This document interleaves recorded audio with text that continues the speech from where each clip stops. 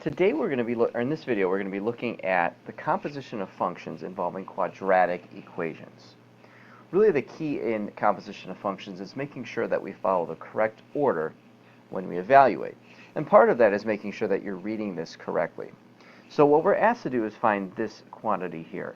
And the way we're going to read that is f of g of 0. So I'm going to go ahead and rewrite that.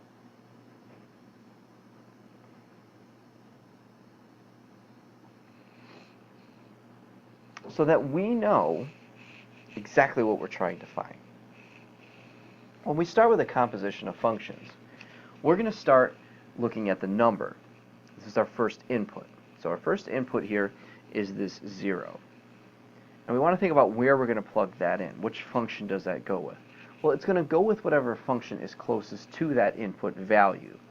So we have 0, which is our input, and the closest function that's with that is g. So the first thing I want to do is I want to find out what is the value of g of 0. So to do that, I'm going to take 0 and plug it into the g of x function. Wherever I see x, I replace it with 0. So following order of operations, I take 0 squared, I know that's just 0. I multiply that by 10, that's still 0. I subtract 0, I get 0. And I add 1, and I finally get 1. So g of 1 becomes 1. So that whole green box is now 1. What I'm going to do next then is take that 1, and that now becomes the input for f. So I'm going to take 1 and plug it into the function here. Now again, this is my input axis, and this is my output axis. So if I have an input of 1, I follow it up, my output is 4. So f of 1 is 4. That's my final answer. The input of 0 into g becomes the input into f, which is 4. So that's when we're looking at an equation and a graph. We can also look at equations and tables at the same time.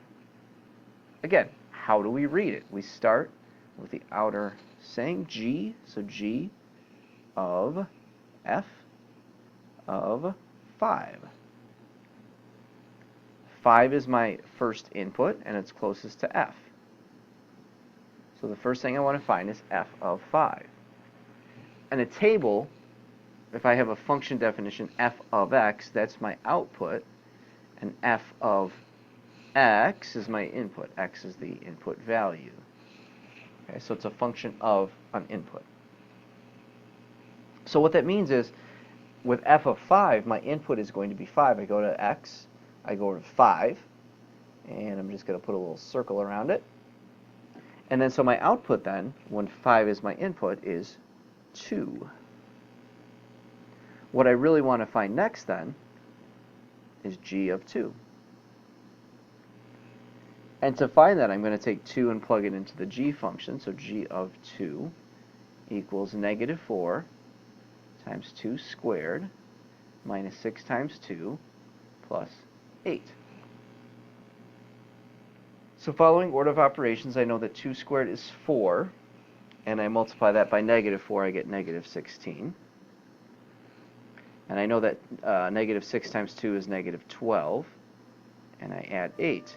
So my final answer, when I add these up, I'm going to get negative 28 plus 8, that's negative 20. Works the same when we have a table and a graph. Again, how do we read it? H of k of 1. So I start with k of 1. And k is my graph, so I go over to 1 on my input. Again, this x is my input, and k of x is my output. I go to 1. I get 2.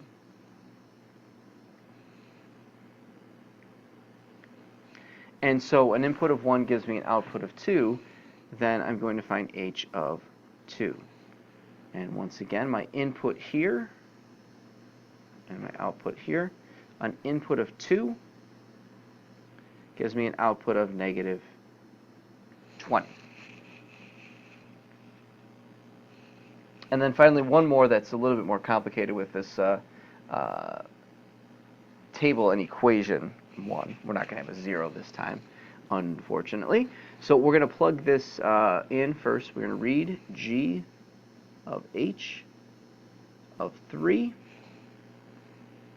And 3 is our input, and it's the closest function is h. So I'm going to start with h of 3.